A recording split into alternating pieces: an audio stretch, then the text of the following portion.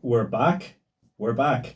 You're listening to the Red Book Show on Wexford New People's Movement Radio. And now we're joined by Paul Hughes. Paul is the founder of Amigo Productions, which was established in Galway in 2016 and is now based in Wexford.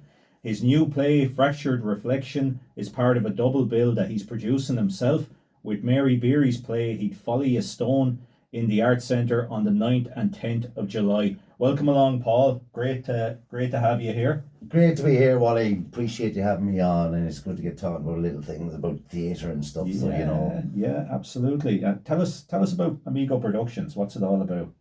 Oh, 2016 February cold winter's night. Just to give you the potted history of Amigo. Yeah. I had this mad idea. I've always wanted to direct a play called One Flew Over the Cuckoo's Nest. And I wanted to raise money for a certain charity which was to do with suicide, which was Pieta House, because obviously I'd been affected directly through family members and stuff like that. And I thought the two kind of tie in nicely and stuff like that, these mental health and stuff. So I gathered together a ragged band of 3 or 4 people, and I pitched this idea to them, and they all came on board, thinking that that'd be it. I'd just do the one play, and it turned out to be very, very successful. We actually managed to raise €6,000 for Pieta House. Yeah. We gave every penny that we made from that production to Pieta House in Galway, and at that time it actually went directly to the Galway site, as opposed to now it goes centrally, but that's a story for another day. But yeah, that was, Amigo was born. I never anticipated doing anything more with it, but we did. We produced numerous plays. And part of my mission for Amigo was to be able to be a vehicle for writers to get their new plays to the stage. I don't think we do enough within the amateur theatre society. So I ran a small pitch stage competition in Galway. One of the plays was actually staged here called Prodigal by Andrew Carney. Yeah, fantastic. That actually ran for 7 years and toured the UK and Ireland and raised several £1,000s for different mental health charities as well.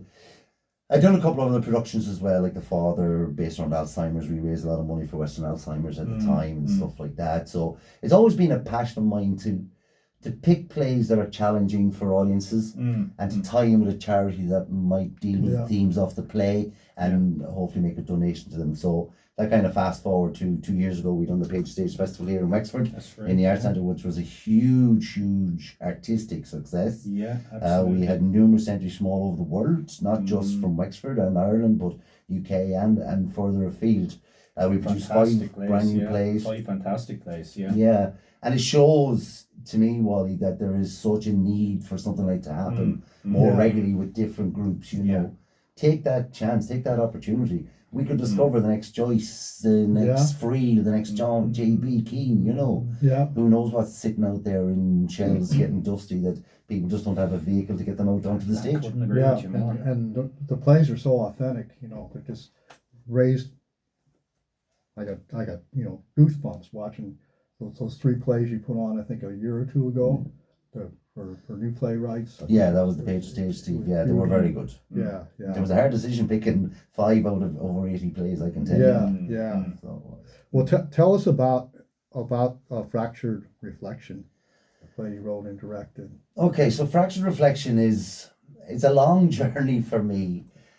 Initially, where it came from was in 2019. I was in summer school in Limerick, the drama summer school, and I was doing a course under the tutelage of Louise Lowe, a very esteemed artistic director from Dublin, during a course, and she has quite a unique way of dealing with theatre. The course is actually called The Play Is Not the Thing, and what she was trying to get us to do was to look outside typical typed scripts and to be able to devise theatre. We don't do enough of this.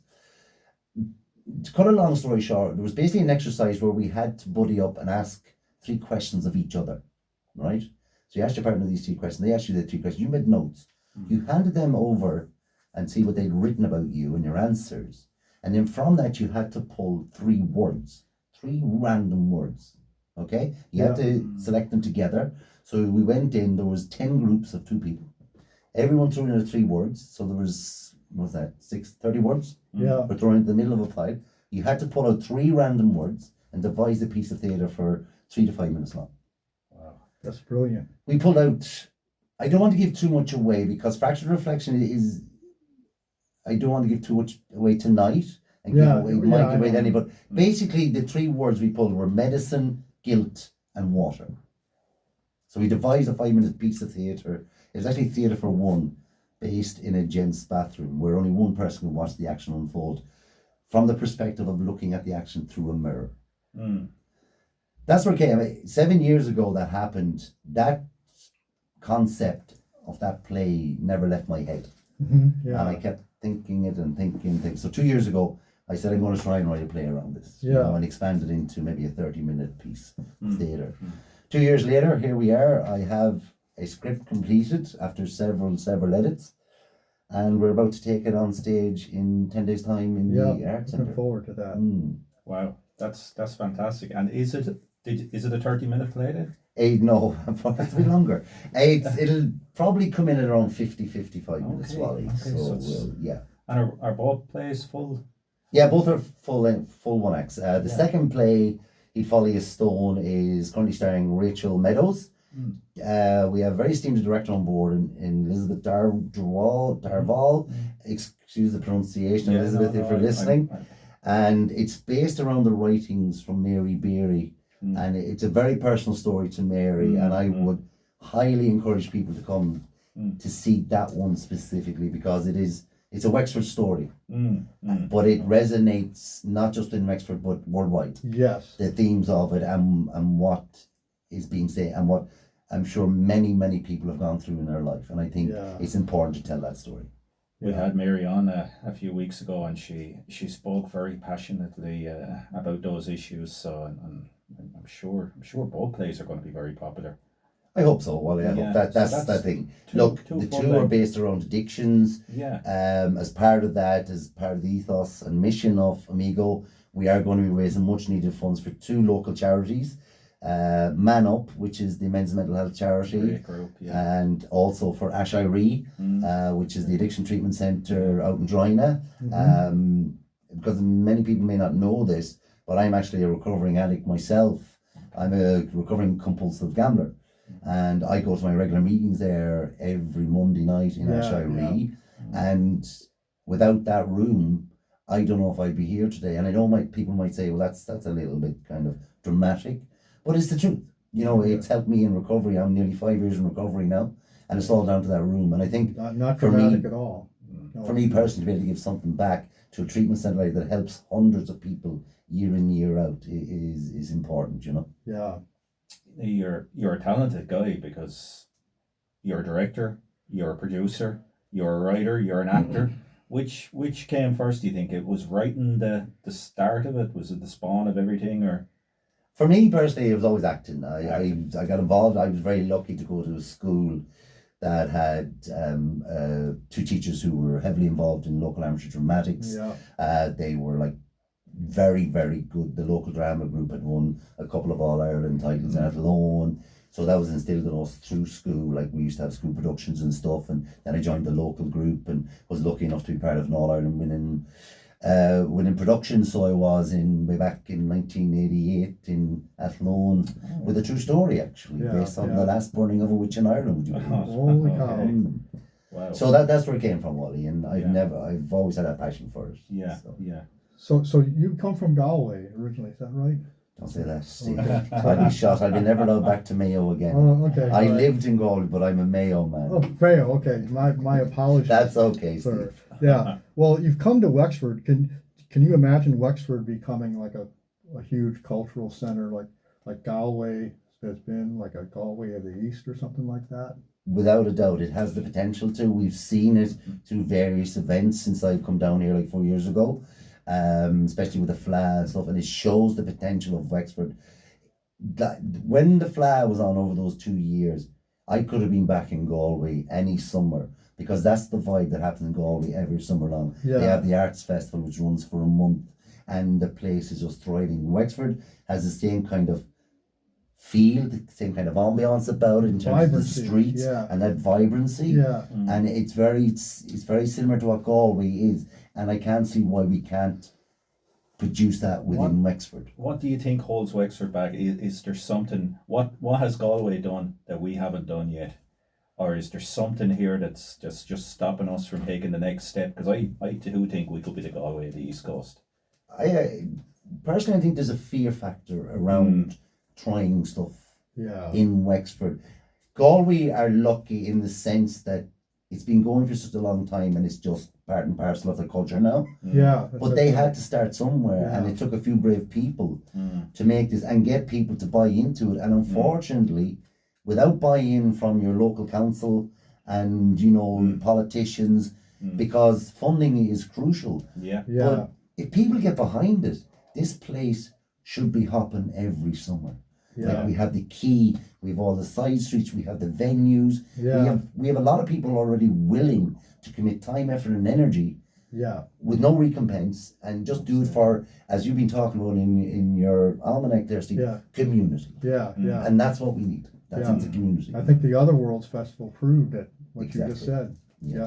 Without a shadow of a doubt. There's certainly the opportunity there. We in a very small scale, but it's an interesting phenomenon nonetheless. Last summer, I don't know if you've noticed some of our videos on Instagram, Paul and Phil, but we make these terribly bad spoof films. We made another one just with today. Steve here and Raymond and all the boys, and some of them went viral on Instagram, and one of them, starring Steve, notched up I think it's about 3 million views. Wow. And a lot of them were global American viewers. And last summer we had repeated visits from American tourists, all of whom arrived in through Dublin, and all of whom were going to the West. And bar one, none of them had ever heard of Wexford, and all of them drove down here. And I think we met them all with the same reaction. Oh my God, you drove from Dublin to here and now you're driving to the West. And they said, yeah, it was only 1 hour and 20 minutes, which was nothing to them. So if there was any attempt at all made to market this to its full potential, I think we could be thronged with tourism Agreed, all Bobby. year round. I agree totally. I think it's just, you know, jump on that bandwagon, go for it. And like I say, well, your videos went viral on Instagram. They're funny. Are they well made? No. But that's not the point. Well, as an actor, do you think the acting is good? One or two could do be honest. You can be honest. could do with a little few pointers and stuff. But look, I think to put yourself out there and to do it with a smile on your face, and it's funny. I've watched so many of them and they make you laugh. You know, you're poking fun at different things, even though it's carrying a message. And we're poking fun at ourselves. Exactly. There's nothing wrong with that. You know, I think that's important. But getting back to what Wexford should be and could be doing, you know, the potential is exponential. Where it could go to. Really, really is, you know. And it's strange because it has proven itself in the past with the Opera Festival, which became a global sensation and still exists to this day, although, you know, like everything, maybe it's not as strong as it once was, but certainly it's strong, and it's a great 2 weeks in the autumn every year, which other towns would kill for. But we could do more than one festival. We could do so much more. Yeah, my mother-in-law comes down every year for the opera. Yeah. So And where does she come from? Dublin, not too far. Yeah. It's brilliant. It's a magical time of year in Wexford. So you're writing plays, you're producing plays. It's a very different age now to when you started in the 80s, 90s. You've got artificial intelligence. How do you deal with that? Because even when you're seeing submissions coming in, are you dealing with a lot of AI slop? Is it the same as in the kind of publishing industry where they're getting hammered with this stuff? Or are people writing for the theatre a little bit different? I think if I would never check it, like, it was 2 years ago we had those submissions. I didn't particularly check for it, but when you're reading something, you get a sense that that's come from someone's pen or whether it's been computer generated. You know, I think AI it's an inevitable part of our life. We can't get away from it. It's whether it's right, wrong, indifferent. I'm not 100% convinced on it, but for people who are less creative, so I don't think it should be used for writing and stuff like that. Yeah. I do think it can have some advantages, and it can have some good, what's the word I'm looking for, Wally? But you know what I'm trying to say. Yeah. But unfortunately people It's a very powerful tool, but Yes. not for a creative. No, Yeah, it shouldn't be. I think it can be used like an arms race, Yeah. in business, for example. Yeah. Oh, we're using AI tools now, and even though we have rules against it, we're basically, the other guys are doing it, so we got to do it. it's Yeah. it's a fact of life. You can't get away from it. Yeah. But I think Unfortunately. there's examples where it's allowing blind people to be able to see with the AI controlled glasses. And, Yeah. Yeah. it's got a load of huge benefits associated with it, but I think we need to try and keep it out of the creative industries. Oh, without a doubt. But I think, like, if you look at anyone who's going to write a play or write a screenplay for a movie or whatever, like, that comes from the deep, dark recesses of your mind. Yeah. AI can never recreate that. Yeah. No matter what. Like my play, Fractured Reflection, like, what started out as that, and yes, there was the germ of an idea from a 4-minute piece of theatre that's grew into this 55-minute piece of theatre now, and that came from my own creative mind, like, and I'm lucky enough to have such a huge, wonderful cast, because it's not a typical kind of play that you have a set, you have one act or two acts or whatever, that XY, you have a beginning, a middle, and an end. This play is something that hopefully will send the audience away quite challenged, Yeah. asking a lot of questions. I'm not wrapping up everything in a tiny little box with a pink bow on it and saying, there you go, audience, this is the play, end of story, forget about it. I want people to go away and talk about it and to come up with their own conclusions of actually what has happened and what is happening and what could happen. Yeah. And that's the point of this. It's very psychological, and I've got such a brilliant cast. I have, in the protagonist role of Elias Grays, we have Ronan Berry. Oh, wow. Very good actor. Great guy, yeah. I have an old friend of mine playing the part of mother in Carmen Furlong, who was in Merry-Go-Round Yeah, on she's the Page Stage another Festival. great. Two newcomers into Amigo. We have playing the part of Sandra. We have Tara Furness from New York Drama Workshop. Great. Lovely little actress. Yeah. And then we have Susan Anderson, who's playing the part of Lydia Van Holt. Okay. So I've got a great cast who bought into the process, because, like I say, it's not a typical kind of directorial play where I tell them what to do and where to stand and stuff like that. A huge process, because people who aren't involved in the theatre, like myself, I guess we take it for granted that we just go in and watch this play, but you're practicing for weeks, months maybe. This process has taken from casting to getting on stage to 3.5 months. And it's not just like you turn up to a rehearsal and you learn lines and you walk here, there, and there. There's so much more to it. Like there's the admin side, there's the kind of the pushing the sales side of it. There's the insurance. There's so many different umbrellas. Like at times you feel like you're just spinning plates, and thankfully the plates will stop spinning next week. Yeah. But look, I love it. I wouldn't have it any other way. Yeah. Well, we have a message coming in there for you, Paul.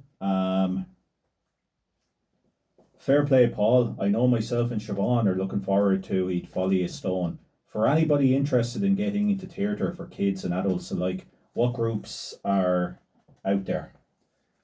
Look, Wexford is very, very lucky. It's a hotbed of theatre. There's so many theatre groups around Wexford.